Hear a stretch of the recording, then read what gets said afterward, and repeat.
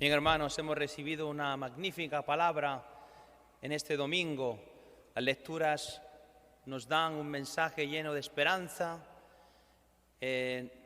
nos indican cómo Dios está lleno de benevolencia, de un amor inmenso por cada persona y tiene un poder transformador de tocar nuestro corazón cuando ha sido alcanzado por el mal y transformarlo, como hemos escuchado en el Evangelio, en una obra magnífica de amor, de generosidad, de buenos propósitos. Hoy la segunda lectura nos hablaba de los buenos propósitos. Decía San Pablo, Dios con su poder lleva en efecto tanto los buenos propósitos que ustedes han formado como lo que han emprendido por la fe. Qué importantes son los buenos deseos, qué importantes son los buenos propósitos, los esfuerzos que hemos hecho por fe, no solamente por tener una ganancia humana cuantificable en dinero o una posición social, más los esfuerzos en la fe, lo que hemos hecho por el Señor. Y cada uno tiene una misión en su familia, en su trabajo, también aquí en la parroquia. Ahora nosotros hemos comenzado nuevas iniciativas, el programa de los niños. Los viernes tenemos 120 niños entre los 8 y los 12 años y yo acabo muerto después de ese programa, pero luego veo a estos niños, su sonrisa, que se sienten felices, que escuchan cuando les hablamos, que les estamos dando unos valores y digo yo, merece la pena. Y estos son los buenos propósitos que yo le pongo al Señor. Señor, si tú quieres, bendice a estos niños, a mis feligreses que se encuentren con el Señor, que puedan tener un corazón lleno de tu gracia.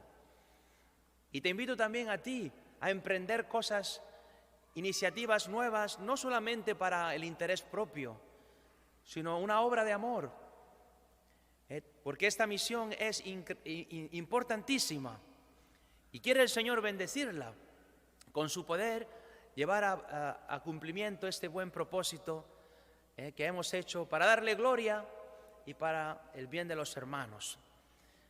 Hoy hemos escuchado una palabra también que nos anuncia la misericordia de Dios. Dios quiere salvar a todos.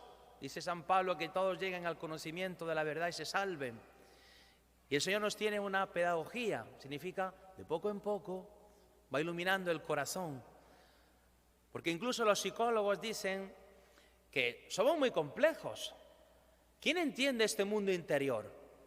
Preocupaciones, problemas, cosas que no aceptamos, miedos, miedo a sufrir, miedo al futuro, el futuro que es incierto, qué va a pasar, mi salud, mi dinero que me falta, los problemas que no puedo resolver, las amarguras, alguien me hizo una injusticia. ¿Quién entiende este mundo interior? El vacío que uno siente, la desesperación, etcétera, la tristeza, a veces alegría, somos como una montaña rusa, nuestras emociones para arriba y para abajo.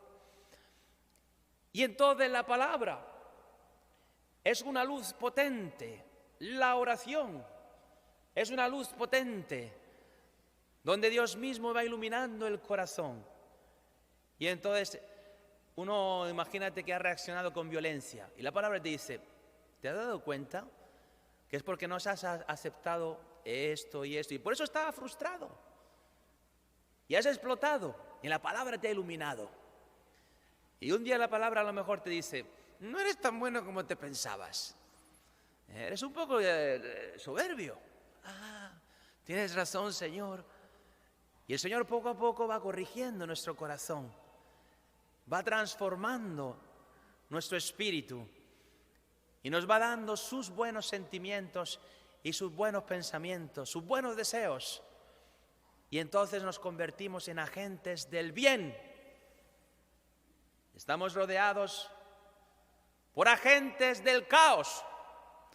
Tomas a lo mejor las redes sociales, líos, problemas, confusiones, agentes del caos y confusión que sirven esclavizados del demonio, mas el Señor nos ha alcanzado con la fuerza de su amor Y ahora tú y yo nos convertimos en un agente del bien, en un instrumento en las manos del Señor para hacer felices a los demás y llevarlos al cielo con nosotros. Fijaros que Jesucristo es el primero que ha comenzado esta misión. Hemos escuchado hoy cómo Jesucristo paseaba por Jericó. Qué interesante, porque ahora en el verano hemos pasado con los jóvenes, fuimos a Tierra Santa y pasamos también por Jericó, que hacía un calor, hacía como 120 grados, casi nos derretimos por allí. Las zapatillas estaban ahí prendidas. Y pasamos específicamente para ver el árbol donde se dice la tradición que se montó Zaqueo, que no dice aquí, pero esta traducción está un poco mala, porque ese árbol era un sicómoro. Lo explicaremos por qué esto es relevante. Pero qué interesante que Jesucristo va a Jericó. Jericó en la Biblia aparece como una ciudad totalmente pagana, totalmente esclavizada a los ídolos del mundo.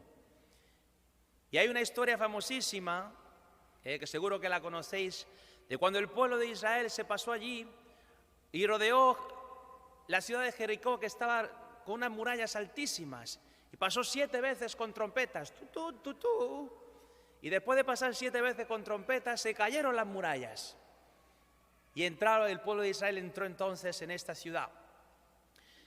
Y nosotros tenemos este problema, que no solamente vivimos en el mundo, sino que el mundo vive en nosotros. Jericó vive dentro de nosotros, y hemos puesto esas murallas: la muralla de mi pereza, la muralla de mi ambición, la muralla de mis resentimientos, la muralla de mis supersticiones, la muralla de mis adicciones. Y viene el Señor con la trompeta de la palabra, con el poder de derribar nuestras murallas, para que venga Jesucristo y entre en esta ciudad. Viene el Señor a visitar tu ciudad interior. ¿Y qué nos pasa? Que nos montamos como Zaqueo en el árbol. Fijaros que Zaqueo, yo me he impresionado, porque digo yo, Zaqueo era un recaudador de impuestos, no solamente jefe de recaudador de impuestos, pero no, era un recaudador de impuestos que engañaba para conseguir dinero y se aprovechaba de los pobres. Era un opresor, era un malvado. Era probablemente una de las personas más corruptas que habían vivido en ese tiempo. Y podía haber Dios mandado un rayo y haberlo enviado directamente al infierno. ¿Y cómo es que Dios, en lugar de eso, envía otro tipo de rayo? Un rayo de luz que se llama Jesucristo, que baja y busca a este hombre que todos nosotros odiaríamos, este desgraciado. A este es el que Dios ama. Y va Jesucristo en su busca. Mas este hombre se monta en un árbol. ¿Y qué le dice? Que representa su maldad, que representa su soberbia. ¿Y qué le dice Jesucristo? Bájate, Zaqueo, bájate pronto, que conviene que entre en tu casa. No solamente en tu casa física, sino en tu casa interior. Y esta palabra nos lo dice a nosotros, porque también nosotros nos hemos montado en el árbol de nuestras maldades. Dice el Señor, baja hasta el arrepentimiento, y de tu soberbia bájate a la humildad. Estaba también pensando que este árbol representa nuestras distracciones humanas. En inglés le dice get high, ¿no? Te pones a una altura. Nos hemos metido en el mundo virtual, en un mundo fantasioso. Para los niños son los videojuegos. Como mi vida no me gusta mucho, me escapo con los videojuegos. Para los teenagers son las redes sociales. Para los adultos son nuestros hobbies, el Netflix o las telenovelas. Para algunos son sus adicciones, la marihuana, la pornografía u otras cosas, la tomadera. Y el Señor nos dice, baja de tu mundo fantasioso, baja a la realidad, porque yo quiero estar contigo. Pero fijaros, hermanos, que esta palabra que le da Jesucristo no es un mandamiento moralista. ¿Qué significa un mandamiento moralista? Bájate, Zaqueo, que te voy a dar un palo. que lo estás haciendo muy mal. No. El mensaje de Jesucristo es una invitación liberadora. Una invitación liberadora que contiene la gracia de realizarse en el que la acepta. Es como cuando en el Antiguo Testamento dijo Dios, hágase la luz. Y esa palabra se cumplió en el mismo momento. Esta palabra que te dice Jesucristo, baja tu realidad, no te escapes más, porque te da miedo sufrir, por eso nos escapamos. Baja, porque yo te voy a ayudar. Contiene la gracia de producir en nosotros una transformación. Interesante que el Señor no se puso a darle sermoncitos a Zaqueo, tiene que cambiar, no te estás comportando. No le dijo nada. Zaqueo se sintió amado y el amor fue el que lo transformó. Fijaros que este hombre había sido el más ambicioso, vivía para su dinero, engañaba a las personas. Y qué milagro tan grande de la gracia de Dios, que ahora se ha convertido en la persona más generosa. Dice que dio la mitad de sus bienes a los pobres. ¿Y quién de nosotros ha dado la mitad de sus bienes a los pobres como un acto de conversión? Mas este hombre lo hizo.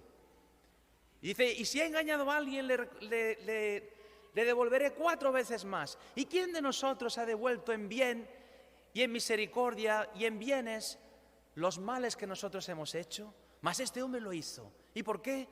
Por el poder de la gracia de Dios, que nos anuncia que si el hombre más corrupto ha podido ser transformado por la gracia de Jesucristo, ¿cómo no tú y yo, que tenemos ese pecadillo de la lujuria, de la soberbia, de criticar al otro, de no perdonar?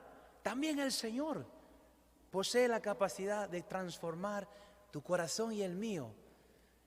Por eso el Señor dice, conviene que entre en tu casa. Hoy, no lo dejes para mañana.